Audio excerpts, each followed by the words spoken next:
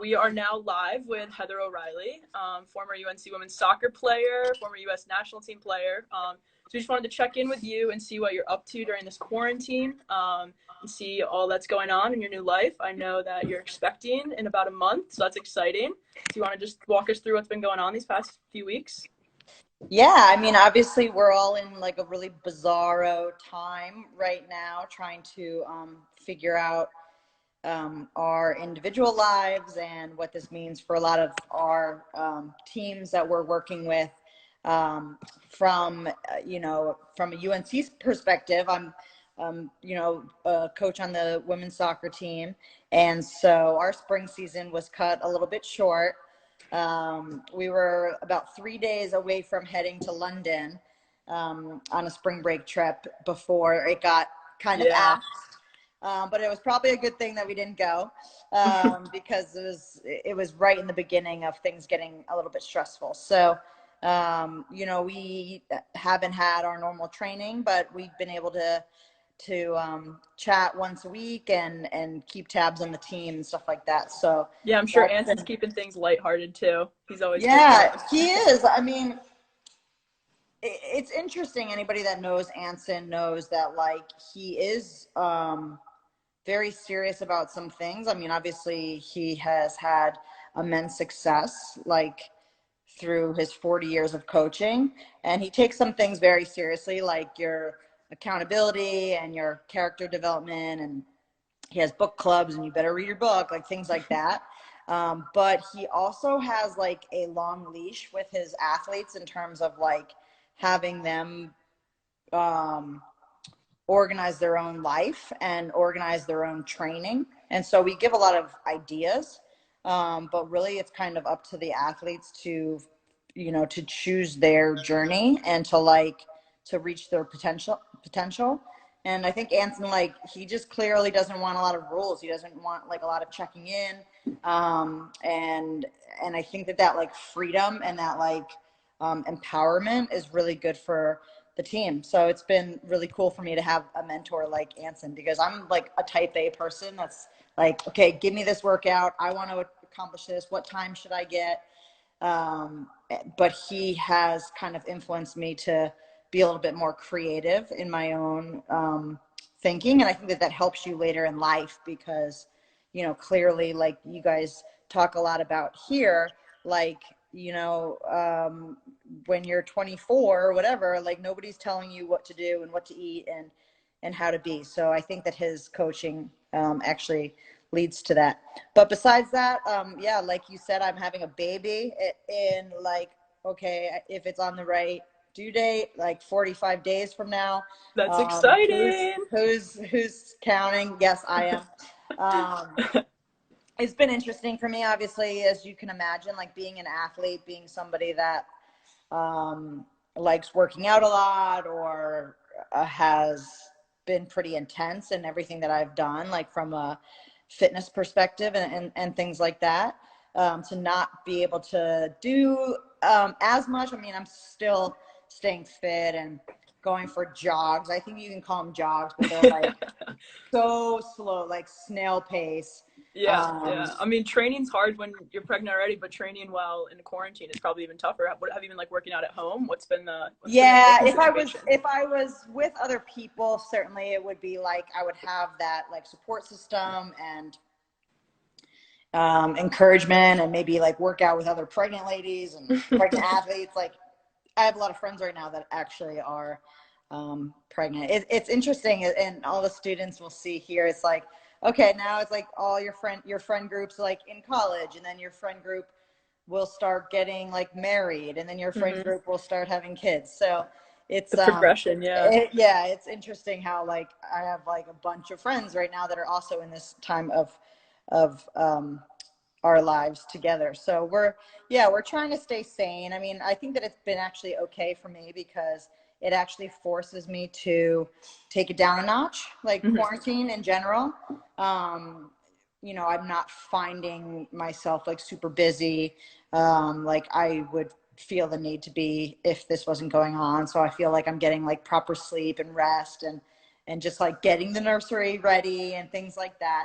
clearly it hasn't been like ideal with, you know, doctor's appointments and seeing family and things like that. But I'm doing okay. Yeah, Yeah, I yeah. mostly run. I live very close to campus, so I mostly like run to campus, up the hill to get there. It takes me a long time because I have like a 20-pound tire around my waist, essentially, and up to the field. So I'm still like anybody that's out of Chapel Hill. Don't worry, I'm keeping an eye on the place for you.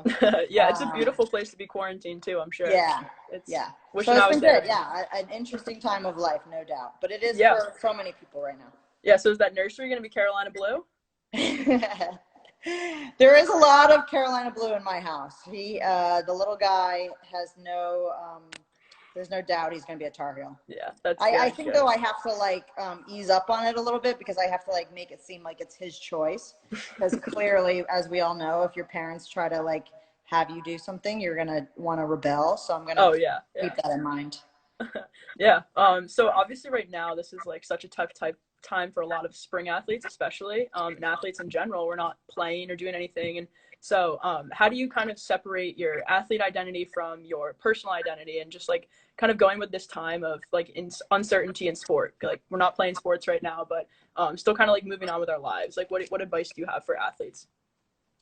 That's actually a really interesting and in-depth question, I think. And I hope that the silver lining of so much of what we're all going through as athletes or just as regular people during this time is it is a real great time to reflect on your life and your balance in your life. I think that everybody's kind of, you know, people are working from home. They're around their families more.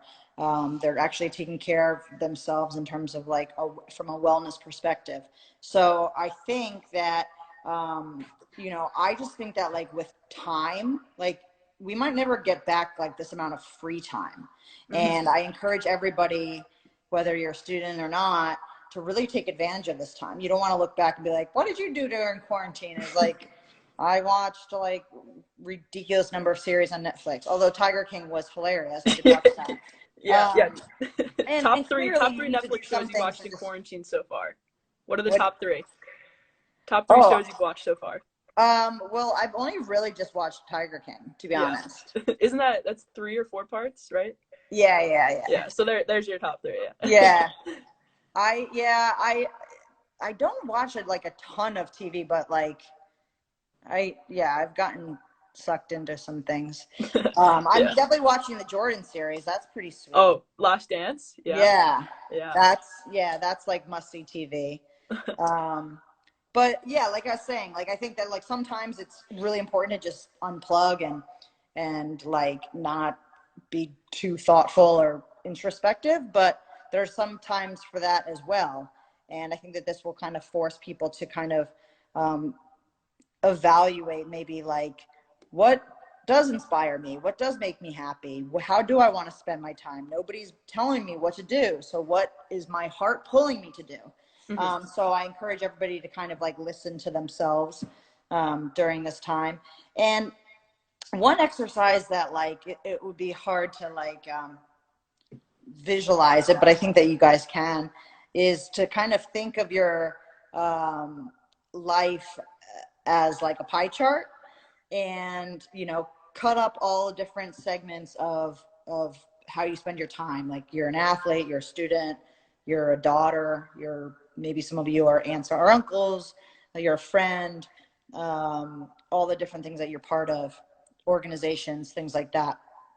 And maybe the athlete chunk or pie piece is removed right now or temporarily removed.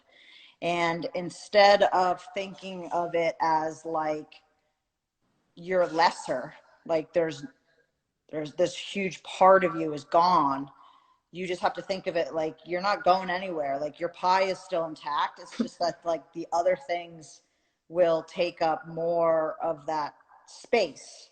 And I think if you think about it like that, your identity stays intact, no matter if you're playing your sport or you're not. You're still like you're still you. You're still a complete human. And kind of like visualizing that sometimes has been like a really healthy exercise for me. Yeah, absolutely. That's great advice, especially for a lot of athletes going through that right now. So looking back at your time at Carolina, what were some of like the best memories you had on the field and then best memories off the field, whether it be with your teammates, your friends, coaches, anything? Oh wow, so many. So on the field, definitely, I think was winning national championship my senior year. So I was able to win a national championship my freshman and my senior year. Um, and just not to like rub it in, but like winning as a senior was just epic. Like it was awesome, Perfect and way to go out. we won over in Cary. So like we were able to come back to campus and have a proper celebration that evening. And a lot of our like friends and family and people got to come out. So it felt like it was like a home match for us. We played against Notre Dame. And yeah, to just kind of like go out on top and just like call it a day of my college career was really like a great feeling. But like again, like so many of us can probably agree to, like it's the times in between the titles and the championships that we will talk about, like at alumni events, like something that Anson said at practice, or actually the hard work of practice, because I think that that's what bonds you together. Like that's why team sports are so special, because you're doing this very like hard thing together, and you see each other like through these crazy ups and downs. um, and yeah, you kind of like share in this human existence that's like very strained, I think. So so off the field, I mean, clearly some evenings that were hilarious and fun. Actually, Ashlyn Harris and I, when we were on our recruiting trip, we um, got into the football stadium. Like it was like really late at night, and we were just like kind of snuck down on the field. And it was just like one of those beautiful Chapel Hill evenings. And we just like ran around like playing like faux invisible football. I mean, it sounds like a really like nerdy thing to do, but like I still remember that like feeling, and with the bell tower in the background, and Yeah. us like knowing like we want to come here, we want to be part of this. This is so awesome.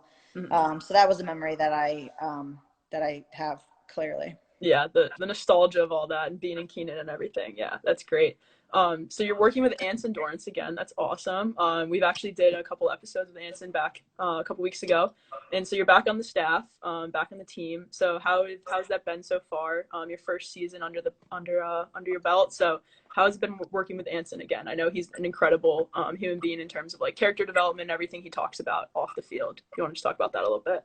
Yeah, I mean, what a amazing boss and mentor to have. I just stepped away from my professional career um, after a long time, like 14 years as a pro. So it was just time to hang up my boots. But what better job to have right away than learning from the best.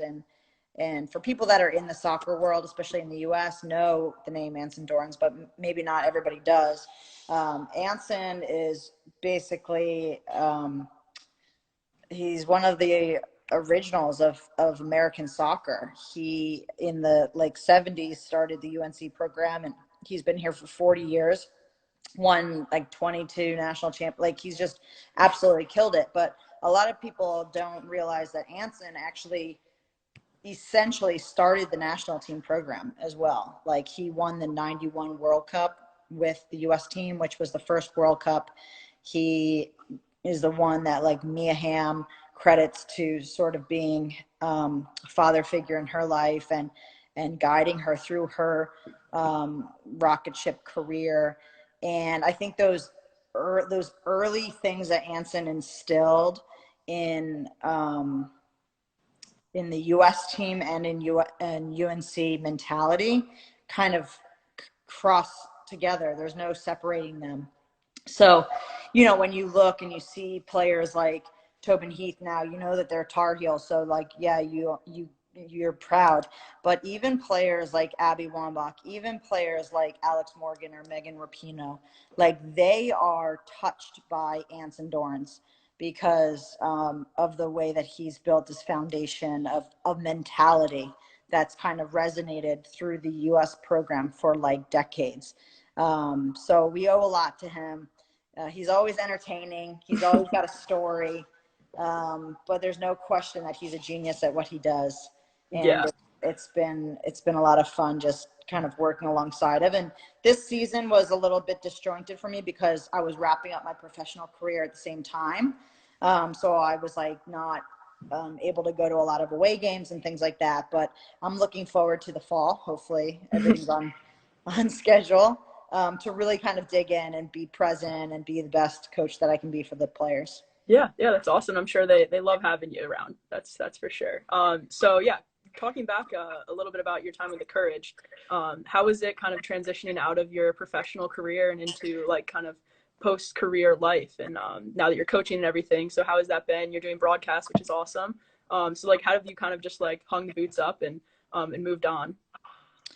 Yeah, I mean, to be honest, like I would be lying if I said it was like super easy. I clearly have like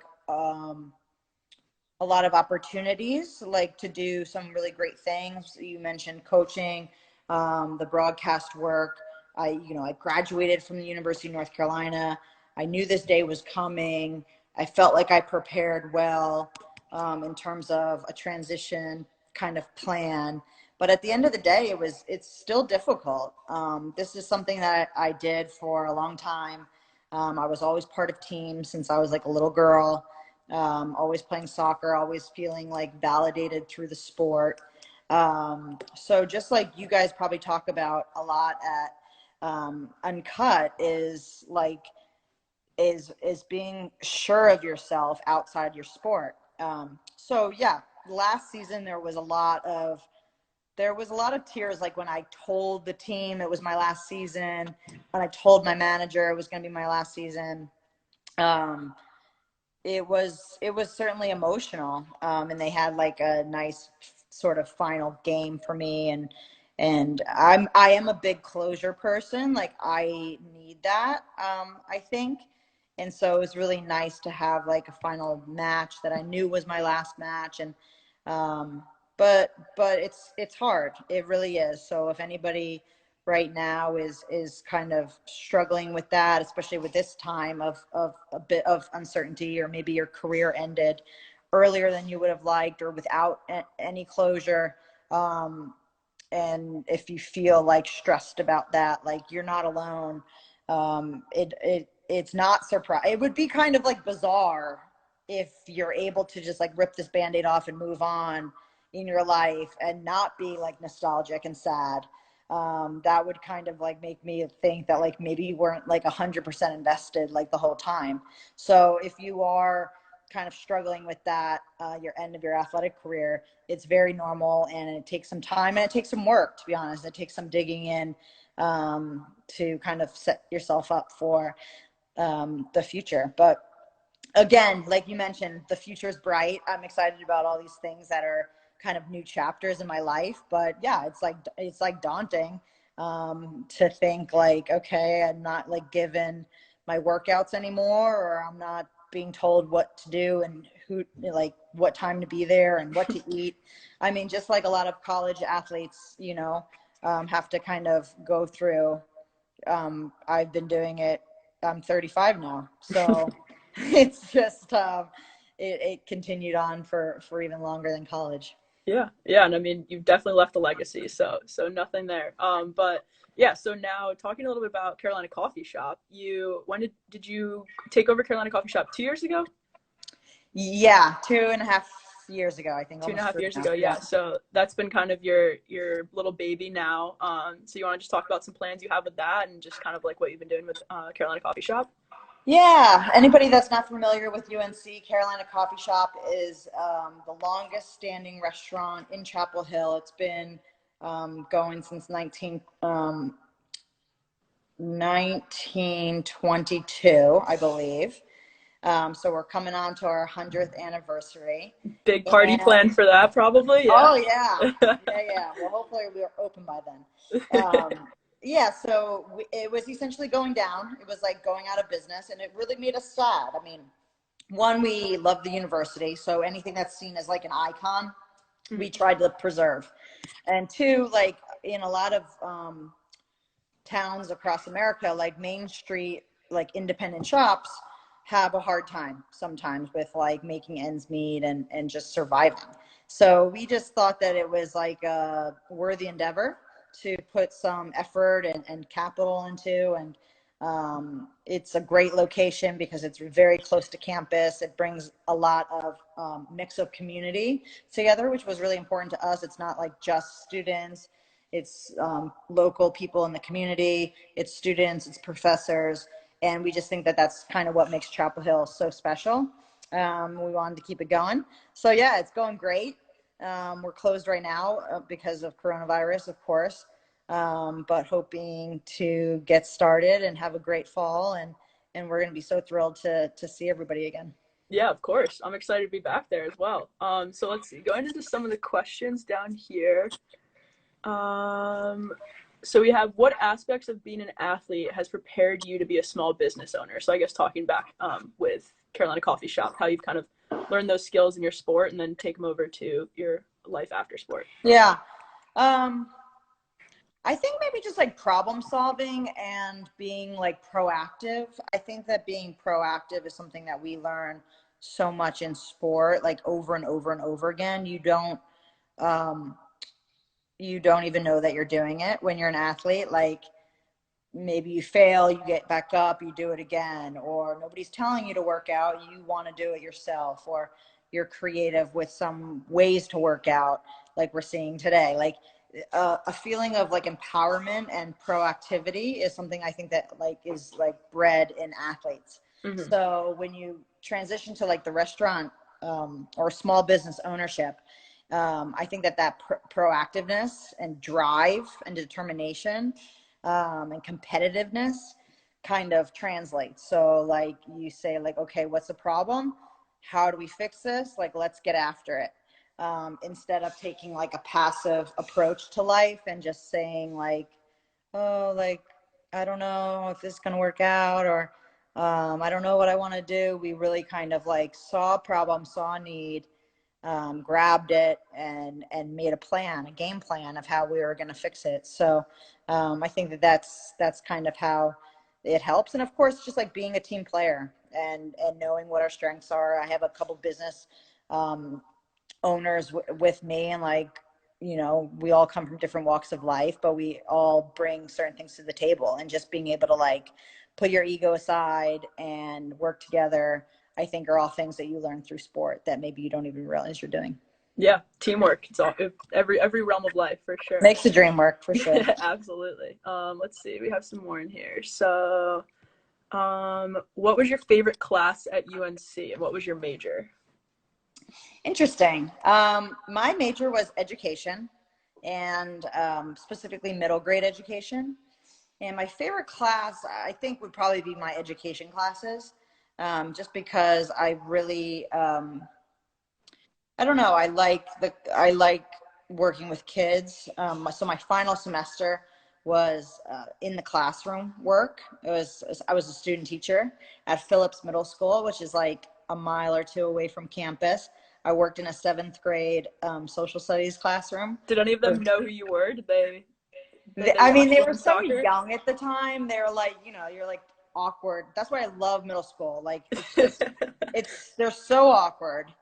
They're so like growing into themselves. It's like, but a few of them I've seen like later in life, and I think that they like pieced it together like later on kind of thing. They're like, oh, Miss O'Reilly, that was so cool when you were our teacher, like, and then we saw you on TV.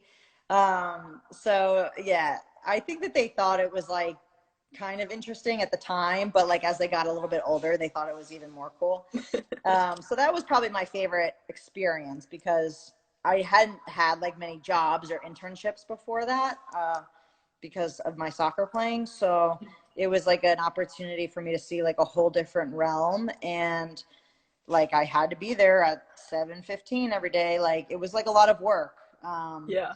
and I wanted to be like the best that I could be for the students. And yeah, that's something that athletes talk about all the time, is it's so hard for us as student athletes to get internships and all that. And the fact that you're able to balance the semester of that with soccer was incredible. So I don't know how difficult that was. It was good. I definitely know that, like, I feel that angst from some of our players too, about like a feeling of sort of feeling like left behind because we're not able to have the internships, like you said, or like all these like life experiences.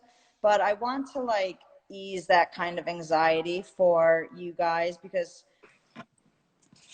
it really doesn't matter that much. Like what you're doing on the field, and companies, like, they know that, like, okay, like you might not have the pedigree yet, but they know that like you'll close that gap really quickly because of your skill set of what you've brought to the athletic field. So if you're an athlete and you feel a little bit like stressed that like maybe your resume is like weaker than you would like, or that you haven't had the internships that the other students have had, remember what you do have, and that's your athletic career and all the things that like that are being learned along the way. And just know that employers really do cherish that, and they know that, like I said, that anything that you don't know, you'll be able to close that gap very quickly.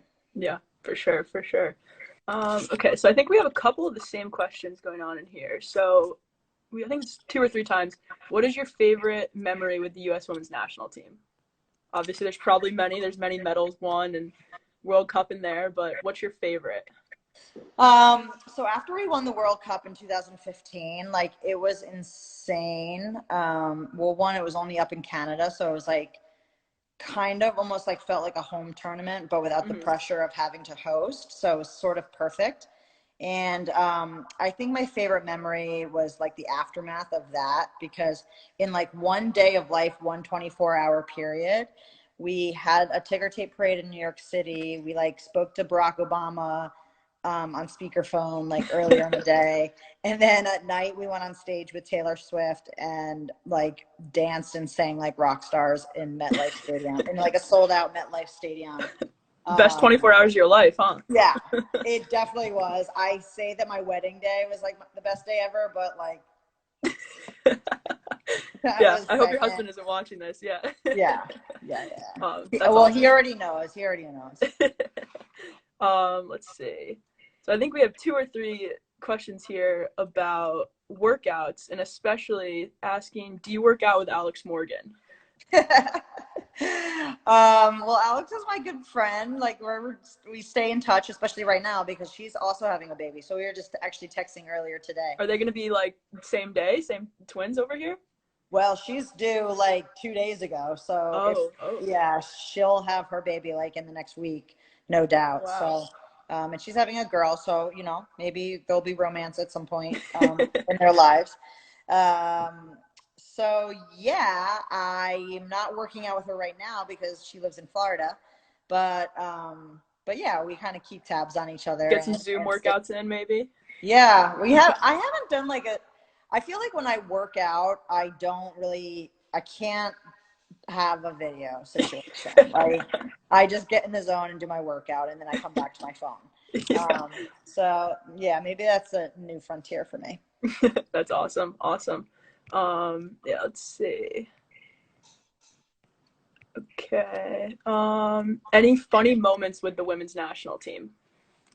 Oh my gosh. Probably too many to count, but yeah, it's like one of those things that it's like, tell me a story about this. Yeah, so many pranks. Funny moments. So when I first came on the team, I was a teenager. I was like super young and like super naive and just wide-eyed and happy to be there. But clearly I had a talent and a self-belief that allowed me to be 17 years old on the women's national team, right? So my first training week, like any teenager would do, I slept through my alarm and basically missed the team breakfast. And I was like on time for training and everything. So I like just got my gear on and like ran out there, but I hadn't eaten anything. Like, I was all flustered. And but like nobody noticed. I thought I was like totally in the clear. And then we had like a next session that our captain like brought everybody in, and like the coach was like away from us, and she basically like talks to the team, doesn't look at anybody in the eye. This Julie Foudy, who's like a legend, she was basically saying, you know, there's been some people that have been missing meals and are late for things, and that's not what this team is about. It's not what we've ever been about.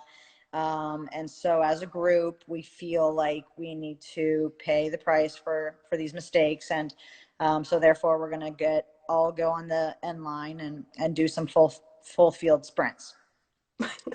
And so there I'm like in the back of the group, like, it's all your fault. Oh my gosh, it's all my fault. I can't believe they noticed.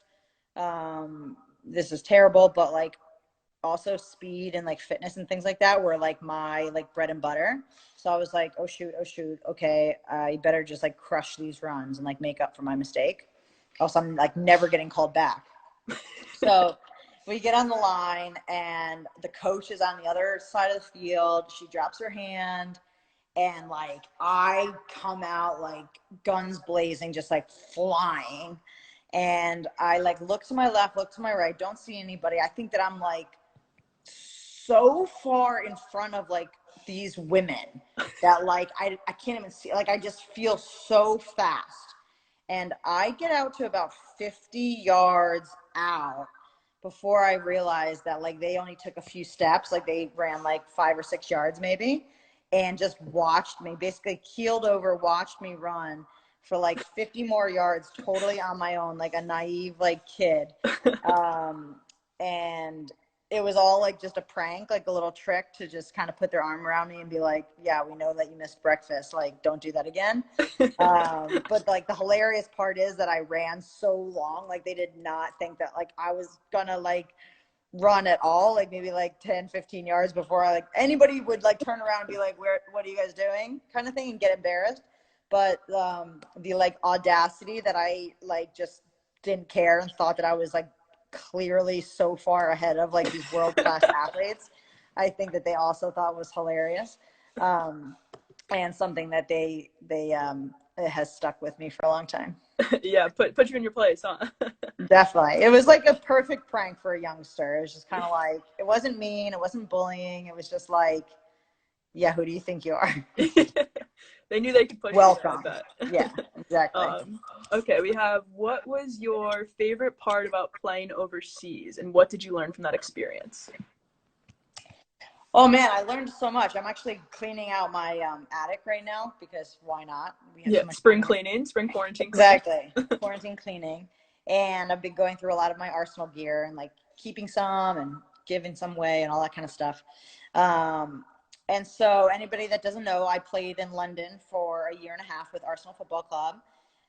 It was something that I always wanted to do. I always wanted to play overseas at some point in my career, and just the way that the U.S. system kind of works, it's very hard to do that when you're on the national team, just because they want you to be close a lot of times, or at least in the U.S.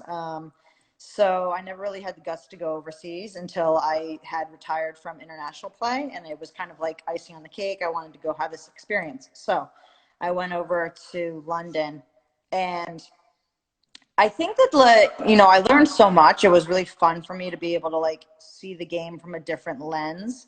And just like totally meet like a whole new crowd of people, because I was like very much like US soccer like blinders on for like my entire career. So just to like kind of see how other countries do things, how other locker rooms kind of function, things like that.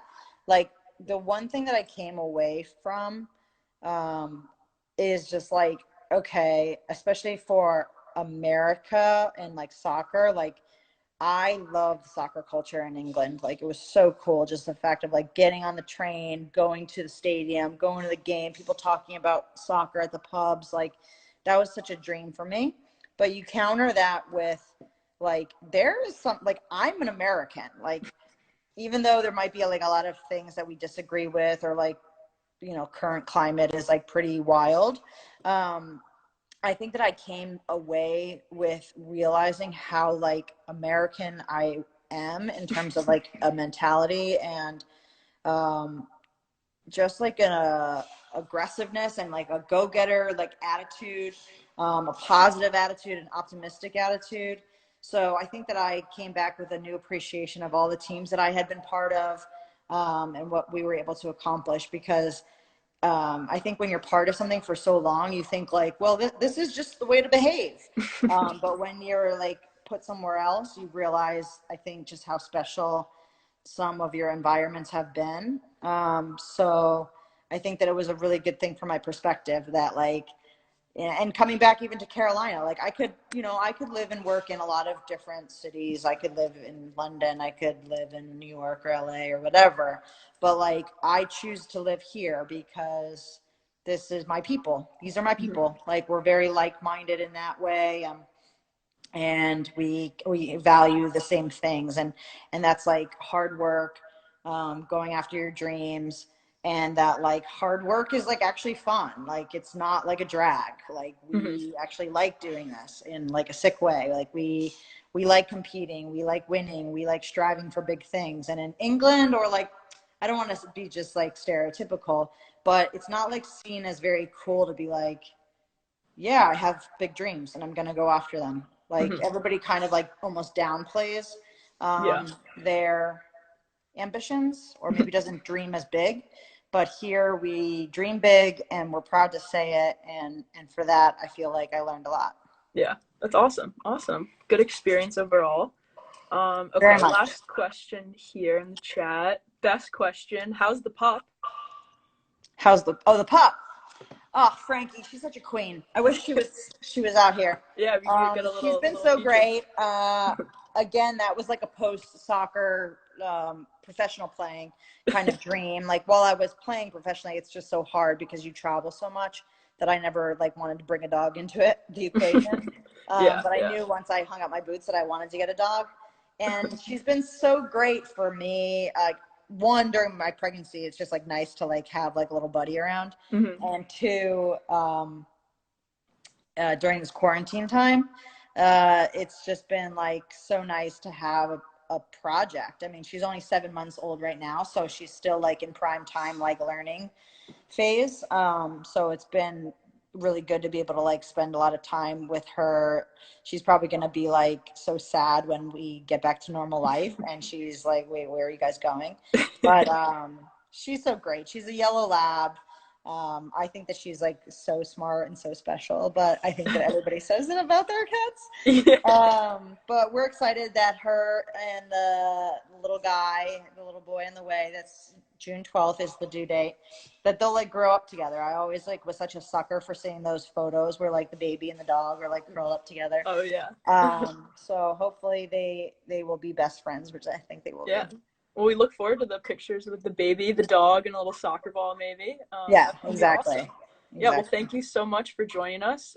Any last words for any athletes right now struggling through this time and going through this whole no sports time? I would just, I guess, say have a plan, because you feel better like about yourself when you plan and you are able to check things off. So have like a daily list of things that you want to get done. Have a weekly list, have a monthly list, and just get them done, and you'll feel a lot more empowered. But again, like we talked about in the beginning, just be really thoughtful about this time, because we might not ever have this free time again. So really kind of do a deep dive into yourself and how you want to attack your next phase of your life. Yeah, absolutely. More than an athlete. Exactly. Yeah. No, well, thank remember you so the pie. much. You're never less. Yeah. You're always your same being, your same human, your same self.